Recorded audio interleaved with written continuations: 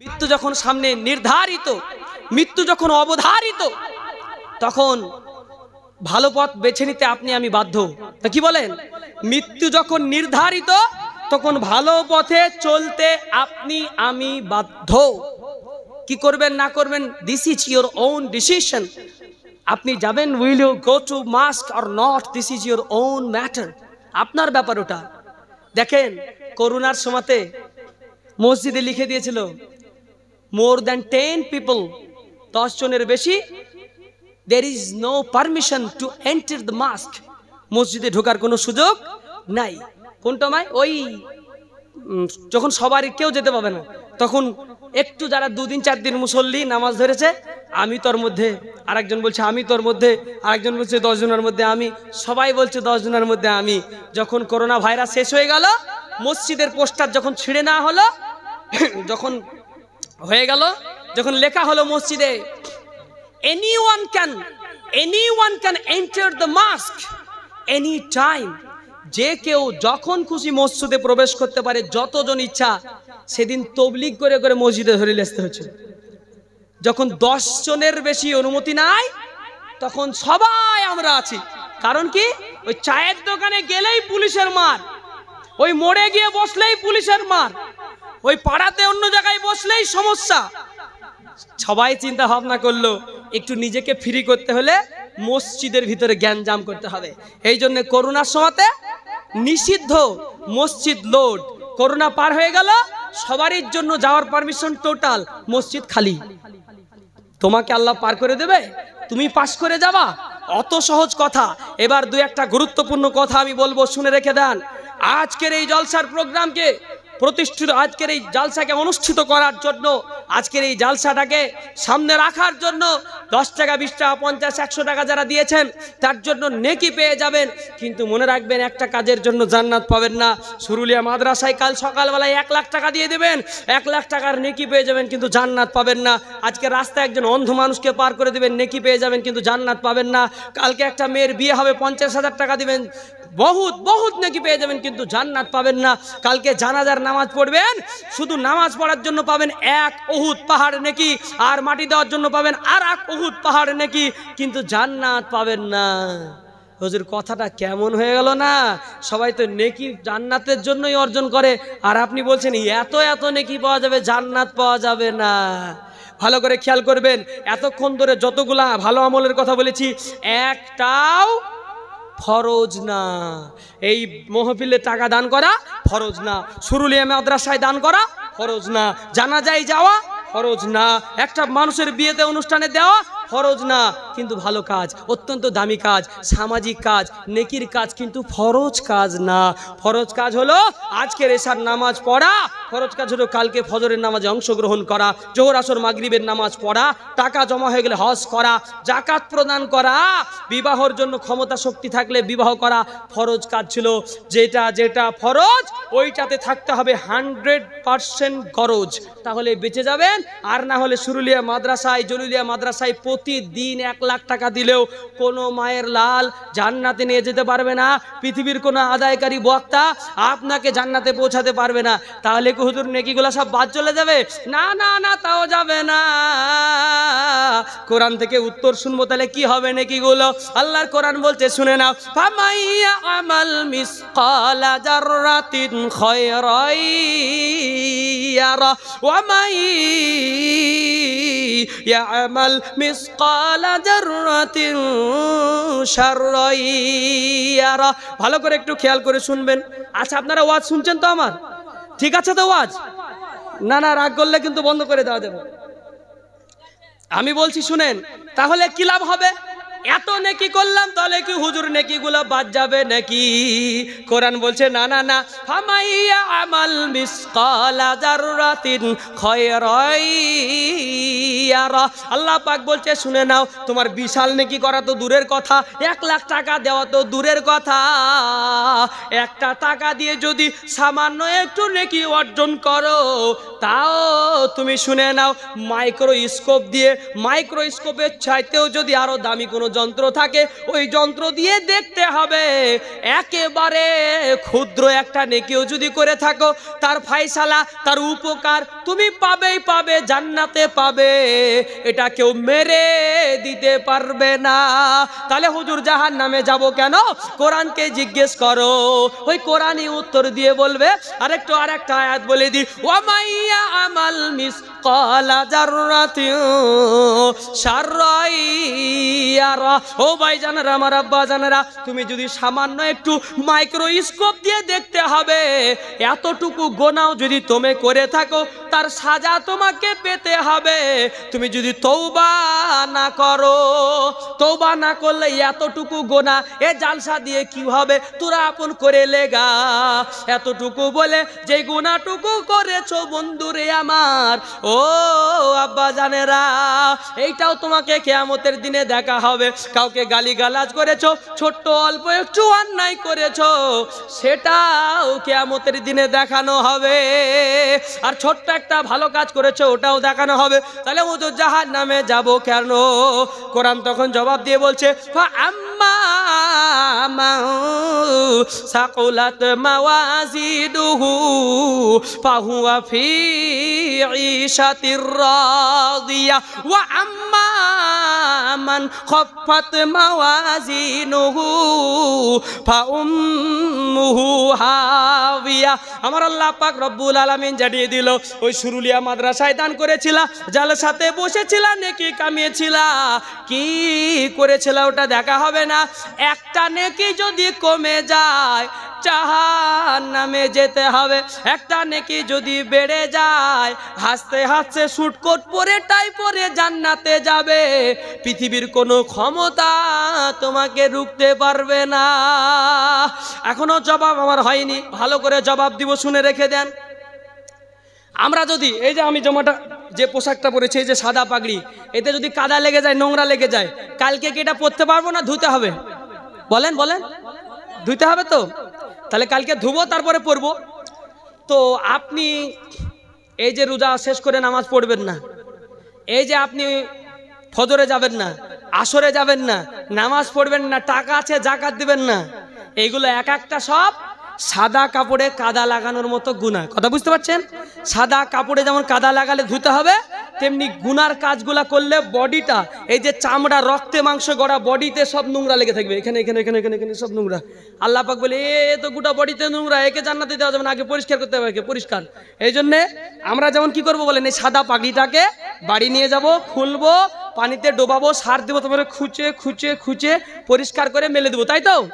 তো আপনার বডিতে এখানে সুদ লেগে আছে, একবার সুদে ভরপুর, লোন না হলে আপনার বিজনেস চলবে না, জীবন যাবে না, মারা যাবেন, আপনি না খেয়ে মরে যাবেন, উপায় নাই আপনার।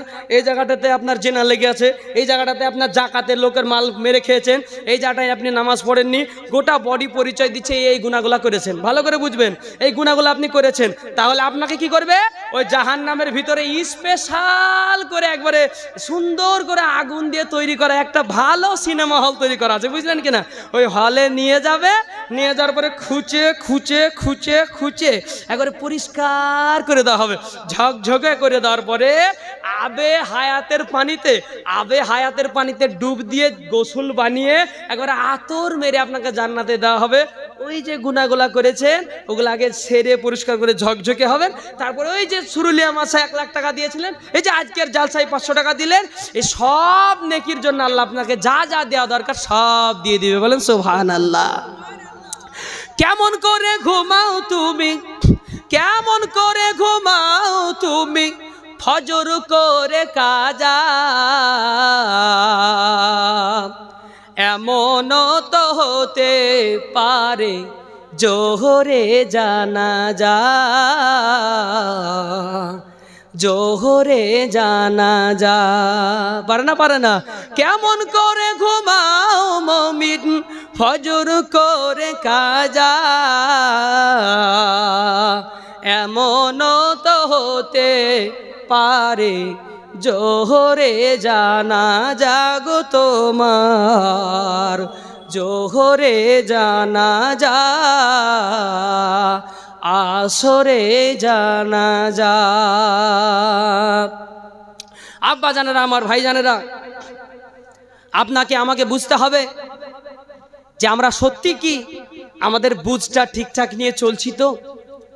আজকে আমার নবীকে অপমান করা হচ্ছে মুসলমানের মাধ্যমে।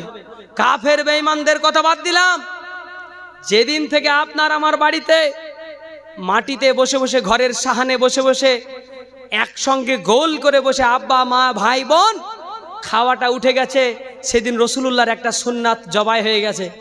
কথা বুঝতে পারছেন না? যেদিন বাড়িতে বসে বসে আব্বা মা ভাই বোন একসাথে বসে বসে খাওয়া দাওয়া চলছিল, সেদিন মাটিতে বসেই ছিল। সেদিন মাটিটাকে তুলে দিয়ে যেদিন টাকার জোরে যেদিন বাড়িতে ডাইনিং টেবিল হয়েছে, সেদিন রসুলুল্লাহর একটা সুন্নাতের ওপরে ছুরি চালানো হয়েছে। যেদিন মানুষ লজ্জা করবে বলে বিয়ের বাড়িতে আমি আপনি সবাই আজকে এর শিকার। বিয়ের বাড়িতে মানুষ, আমার বিয়ের বাড়ি থেকে মানুষ আসবে, তাদেরকে আমি কি করে মাটিতে বসাতে পারি, কি করে মাটিতে সুন্দর করে দস্তরখানা পেতে খেতে দিতে পারি, হবে না। টেবিলের দরকার। টেবিল সিস্টেম চালু করে যেদিন আপনার বাড়িতে আমার বাড়িতে যেদিন কি হয়েছিল বলে, বিয়ের অনুষ্ঠান তোলা হয়েছিল, সেদিন রসুলুল্লাহর একটা সুন্নত জবাই হয়ে গেছিল। রসুলুল্লাহর একটা সুন্নতের ওপরে ছুরি চালানো হয়েছিল। মুসলমানের যেদিন লজ্জা লাগতে শুরু করলো, বসে খাওয়া যাবে না। আচ্ছা সত্যিই কি বলেন, বসে খাওয়াটা কি খুবই লজ্জার কারণ? মাটিতে বাড়িতে যে আপনাদের সাহান আছে, ওখানে সুন্দর করে বসে একটু দস্তরখানা একটা পেপার পেতে দিয়ে একটা পলিথিন সুন্দর করে প্রতিদিন ধুয়ে আবার পাতা খেলে এ কি সত্যিই পরিমাণে বিশাল আপনার অপমান হয়ে যেত? আপনার ওই এমপি থেকে আপনাকে মানে মেম্বার বানিয়ে দেওয়া হয়তো নাকি? হায় হায় হায় হায়, আমার নবীর ভালোবাসাকে দূরে করে দেওয়ার মানে মার খাওয়া, শুধুই মার খাওয়া। আচ্ছা যা হলো হলো, না হয় টেবিলে বসে এখন জায়েজ, ওলামারা বলেছে বসে খাওয়া টেবিলে বসে সুন্নত আদায় হবে না, কিন্তু জায়েজ, গুনাহ হবে না, ঠিক আছে। কিন্তু এখন আবার সিস্টেম চালু হয়েছে বিয়ের বাড়িতে খাওয়া, আছে না? বিয়ে বাড়ি, অনুষ্ঠান বাড়ি, অনুষ্ঠান বাড়িতে কি সিস্টেম?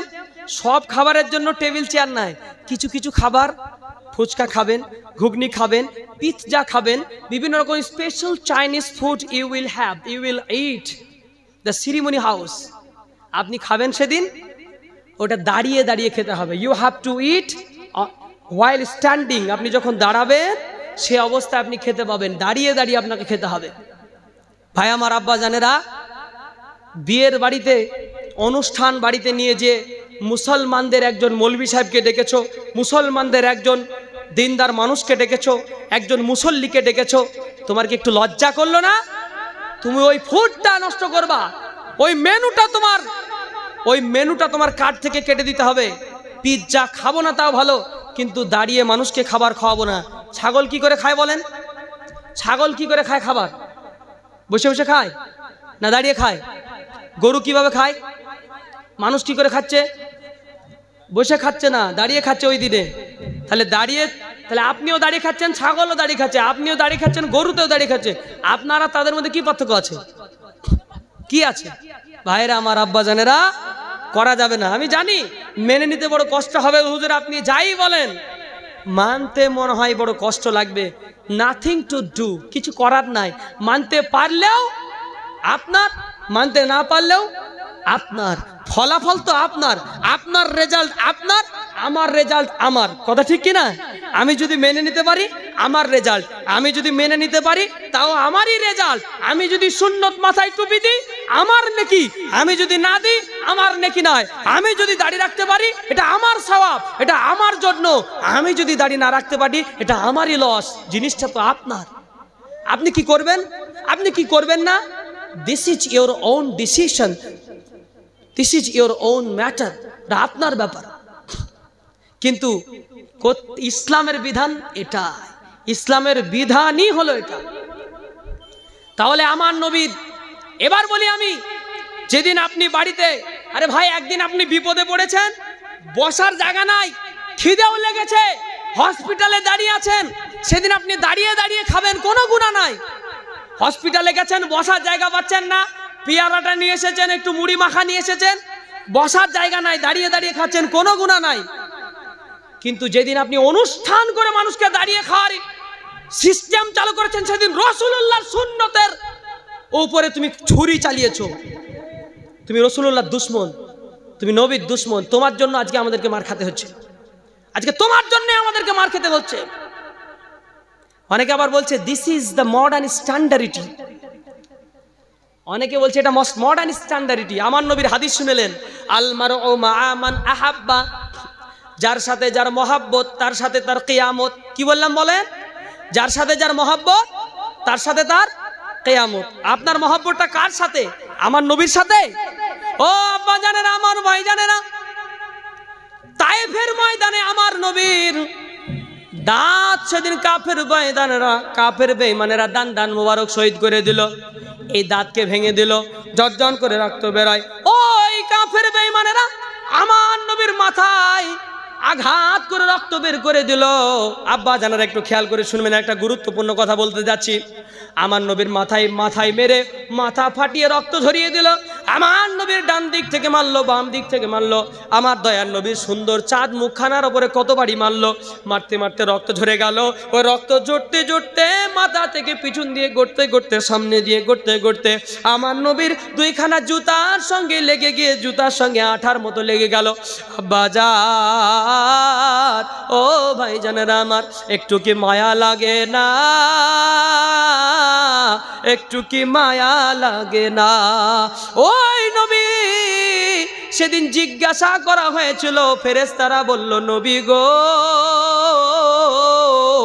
ও নবী গো, আজকে বলছিলাম নবী গো, আপনি যদি একটু বলেন আমাদেরকে। ফেরেশতারা বলছিল, আপনি যদি আজকে বলেন ওই কাফের বেঈমানদেরকে পাথরগুলোকে তুলা বানাবো, বানার পরে ওদেরকে নির্বংশ করে দেবো, বংশ নির্বংশ করে দেবো নবী গো। আমার নবী বলছে, না না না, যদি আমি আজকে সবাইকে মারার হুকুম দিয়ে দিই, সবাইকে যদি হত্যার হুকুম দিয়ে দিই, তাহলে কালকে মর্জেমপুরের মাথায় টুপিওয়ালা মুসলমান কি করে পাওয়া যাবে? ও ভাই জানেরা আমার, আব্বা জান, আমার নবীকে ফেরেশতারা বলছেন, একটু একবার আমাকে পারমিশন দেন, এদের বংশ নির্বংশ করে দেব। আমার নবী বলছে, না না না, আজকে তুমি যে দোয়াটা আমার জন্য করার কথা বলেছো, এই দোয়া আজকে আমি করব না।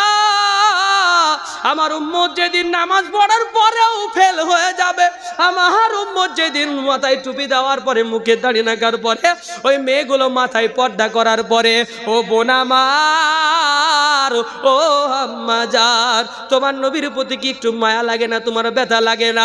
তোমার জন্য মাথার রক্তটা ঝরাতে ঝরাতে পা পর্যন্ত নিয়ে গেছে। একটু বুদ্ধি খাটায় বলবেন তো দেখি, সারা জীবন যদি তাহাজ্জুদের নামাজ পড়ে, সারা জীবন যদি তাহাজ্জুদের নামাজ একদিনও মিস না করেন, আপনার তাহাজ্জুদের সারা জীবনের তাহাজ্জুদের বিনিময়ে আমার নবীর এক ফোঁটা রক্তের দাম দিতে পারবেন নাকি? বলেন বলেন, পারা যাবে কি? সারা জীবন যদি তুমি রোজা রাখো, সকাল থেকে রাত্রি পর্যন্ত, আরো রমজান মাসের রোজা রাখার টাইম যদি আরো 2 ঘন্টা বাড়িয়ে দেওয়া হয়, এইভাবে যদি 365 দিনের মধ্যে 5 দিন রোজা রাখা হারাম, আর বাকি 360 দিন যদি তুমি রোজা রাখো রে বন্ধু আমার, 360টা দিনে এই রোজা রাখার পরে যদি তুমি বলো আমার নবীর চোখের পানির রক্ত না, রক্ত না, আমার নবীর চোখের এক ফোঁটা পানির দাম দিতে পারবা নাকি? আমার নবী তোমার কাছে ইসলাম পৌঁছানোর জন্য, এই রমজান মাসটা পৌঁছানোর জন্য, এই কোরআনকে সুরুলিয়া মাদ্রাসায় পৌঁছানোর জন্য, এই কোরআনটাকে জলিলিয়া মাদ্রাসায় পৌঁছানোর জন্য, এই কোরআনটাকে আপনার মসজিদের ইমাম সাহেবের দিলের মধ্যে আনার জন্য আমার নবীর 23টা বছরের মেহনত লেগেছে রে বন্ধুরে আমার। কত গালি খেতে হয়েছে, কত মাথায় ফাটাতে হয়েছে, কত রক্ত মাথা থেকে পা পর্যন্ত ধরাতে হলো। তোমার মনে একটু ব্যথা লাগে না? এই নামাজটাকে কায়েম করার জন্য আপনারা হয়তো ভুলে গিয়েছেন। মসজিদে আল্লাহর নবী মুহাম্মদ সাল্লাল্লাহু আলাইহি সাল্লাম ভাবলে মনে হয় আজকে নামাজটা মাফ হয়ে যাবে। যুদ্ধের ময়দানে সাহাবারা গিয়েছে, সবাই যুদ্ধের অংশগ্রহণ করেছে। আসরের নামাজ হয়ে গেল, ও ভাইজানেরা আমার, আসরের নামাজ হয়ে গেছে। নবী আমার যুদ্ধ চালিয়ে যাচ্ছেন, সাহাবারা যুদ্ধ চালিয়ে যাচ্ছেন। আল্লাহ তাআলার হুকুম হয়ে গেল, নবী গো শুধু যুদ্ধ করলে হবে না, নামাজ কায়েম করতে হবে। সাহাবায়ে কেরামদেরকে বলা হলো কি যুক্তি? জিবরিল আলাইহিস সালাম হযরত নবী করিম সাল্লাল্লাহু আলাইহি সাল্লামের কাছে প্রিয় বন্ধু হযরত জিবরাইল আলাইহিস সালাম চলে আসলেন। আসার পরে বলছেন, ও নবী গো, এই হলো নামাজ পড়ার সিস্টেম। ওই যতগুলা সাহাবা যুদ্ধের ময়দানে অংশগ্রহণ করেছে, অর্ধেক সাহাবাদেরকে নামাজে দাঁড়াতে বলেন আর অর্ধেকদেরকে যুদ্ধে থাকতে বলেন। এক রাকাত নামাজ যারা পড়ার পরে যারা নামাজে দাঁড়িয়েছে, এক রাকাত নামাজ পড়ে তারা ওই নামাজের অবস্থাতেই যুদ্ধে অংশগ্রহণ করবে। আর যারা যুদ্ধ চালিয়ে যাচ্ছে ওনারা তাদের ওই যুদ্ধ ছেড়ে দিয়ে তারা নামাজে অংশগ্রহণ করবে। ইমাম থাকবে একজনই।